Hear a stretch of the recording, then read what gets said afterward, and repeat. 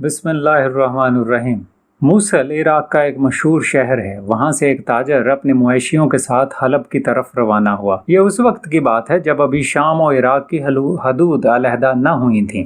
حلب مورخین کے مطابق دنیا کے قدیم ترین شہروں میں شامل ہے اور آج کل سوریہ شام کا شہر ہے۔ تاجر نے اپنا قیام ایک مناسب درجے کے ہوٹل میں کیا اور یہاں ان مویشیوں کا میلہ لگا ہوا تھا۔ اس نے اپنے مویشی جلد ہی فروخت کر دیے اور موصل کی راہ لی۔ ایک ڈاکو مسلسل اس تاجر کے ساتھ لگا ہوا تھا اور اس کی مسلسل نظر اس پر تھی۔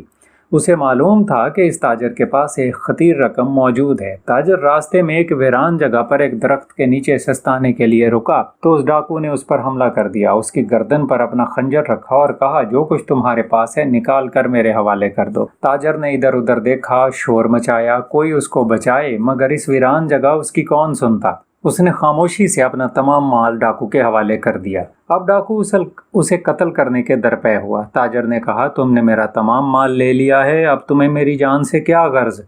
میرے چھوٹے چھوٹے بچے ہیں، میرے اوپر رحم کھاؤ، مجھے قتل نہ کرو۔ مگر ڈاکو پر خون سوار تھا۔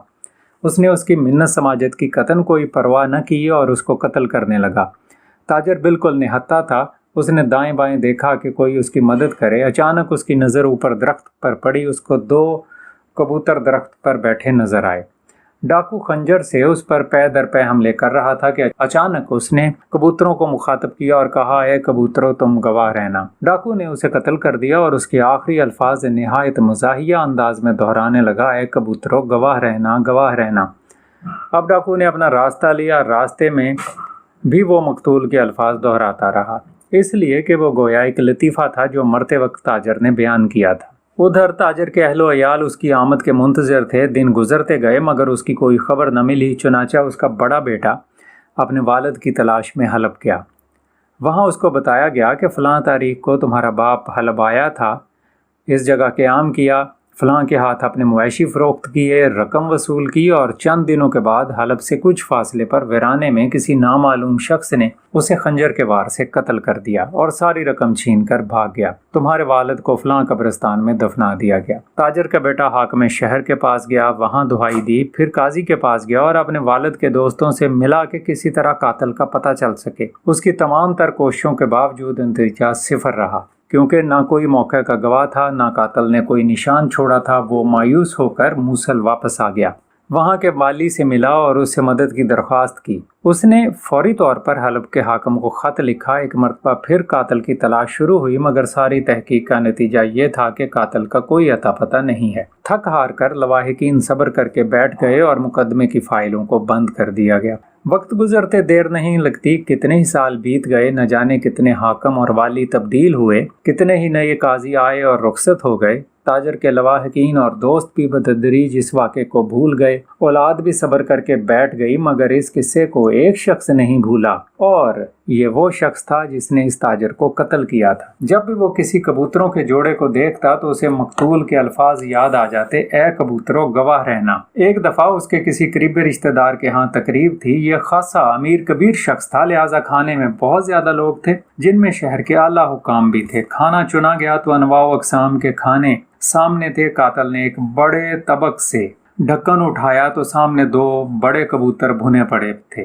اس آدمی نے ایک لمبی سانس لی اور آنکھوں کے سامنے ایک درخت، اس کے اوپر بیٹھے ہوئے 2 کبوتر اور ایک مظلوم مقتول کی لاش گھوم گئی۔ اس کے کانوں میں مقتول کے الفاظ گونج رہے تھے، اے کبوتروں گواہ رہنا۔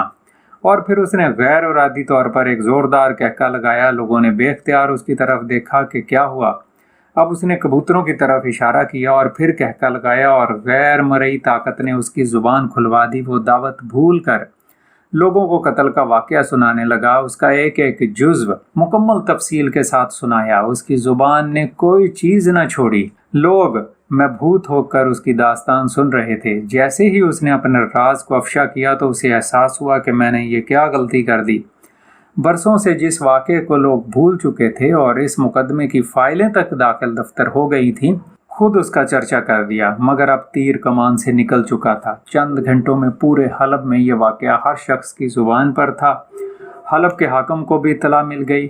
اس نے فوراً اس شخص کو گرفتار کرنے کا حکم دیا۔ پولیس کے سربراہ نے باقاعدہ مقدمہ درج کروایا۔ اس دعوت میں شریک لوگوں کو گواہی کے لیے طلب کیا گیا۔ उन्होंने अपने अपने बयान दिए। मुजरिम को बुलवा कर गवाहों के बयानात सामने रखे गए। उसके पास एतराफ़ के सिवा कोई चारा न था। काजी ने मुजरिम को फांसी की सज़ा सुना दी। हलब के हाकिम ने कहा हमने गवाही दी। हलब के काजी ने भी कहा हमने गवाही दी। पुलिस के चीफ ने कहा हमने गवाही दी। लोगों ने कहा हमने गवाही दी। फांसी से एक दिन पहले मुजरिम से उसकी बीवी ने अलविदाई मुलाकात की और उससे पूछा कि जब इतने सालों से तुम्हारे इस जुर्म पर पर्दा पड़ा हुआ था तो फिर कैसे तुमने इस राज को फाश कर दिया। उसने जवाब दिया, एक ज़बरदस्त साहबे इरादा ने मेरे इरादे को, जिसके तहत मैंने ये वाक़या कहीं बयान न करने की कसम खा रखी थी, सलब कर लिया और मुझे बात करने पर मजबूर कर दिया।